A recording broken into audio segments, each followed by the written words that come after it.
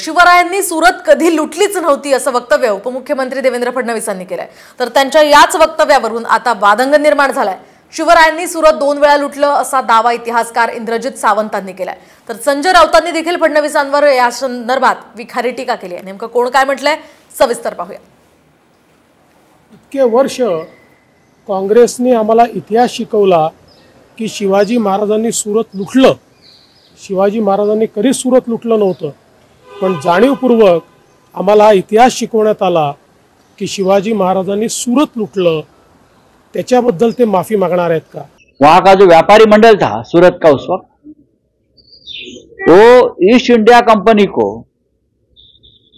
खंडनी देते और राष्ट्रीय सुरक्षा का मुद्दा मानकर छत्रपति शिवाजी महाराज ने सूरत पर हमला किया और सूरत को लूटा है।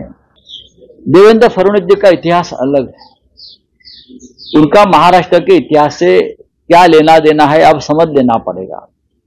ये इतिहास मोडना तोडना खत्म करना चाहते हैं। या 2 वेळेला शिवाजी महाराजांनी सुरतेवर छापा टाकला। अशा अनेक व्यापाऱ्यांना शिवाजी महाराजांनी तिथनं लुटून त्यांच्याकडून प्रचंड मोठी संपत्ती आणलेली होती। शिवाजी महाराजांना तिथं धोका करायचा प्रयत्न झाला आणि म्हणून मावळ्यांनी त्यावेळेला सुरतला आग सुद्धा लावलेली होती।